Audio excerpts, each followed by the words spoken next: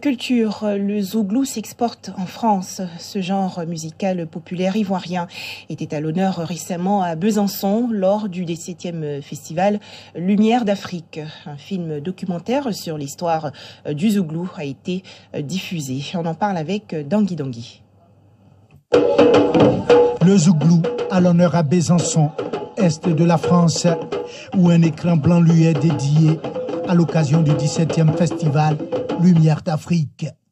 La trajectoire du zouglou, ses acquis, ses combats, actualisés ici avec la projection de Ontologie du zouglou. Ce documentaire signé des mains du journaliste ivoirien Fidèle Goulizia donne un cachet spécial à ce festival. C'est une vraie découverte. En tout cas, le festival est placé sous le signe des cultures. Et cette culture de zouglou, moi, m'a interpellé depuis de nombreuses années. La chance d'avoir un fidèle journaliste reporter et qui a fait ce documentaire qui est passé, peut-être qu'il vous l'a dit, à la télévision nationale ivoirienne il y a quelques années. C'est aussi pour vous la volonté de découvrir ce qui se passe là-bas avec quelqu'un qui est ici.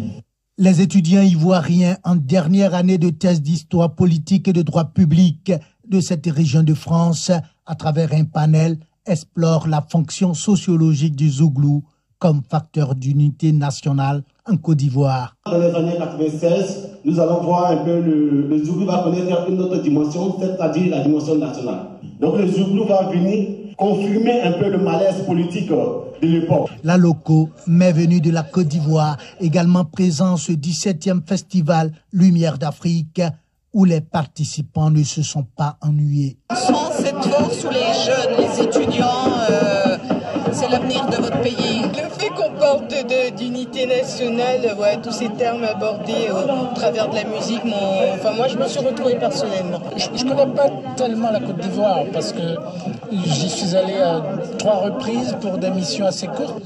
Ce que j'ai retrouvé ici, c'est un peu, comment dire, simplement cette joie de vivre qui caractérise particulièrement les Ivoiriens. Depuis 1996, le festival Lumière d'Afrique se veut une tribune d'expression du cinéma et des cultures africaines dans 3 catégories de films: long métrage de fiction, court métrage de fiction et documentaire.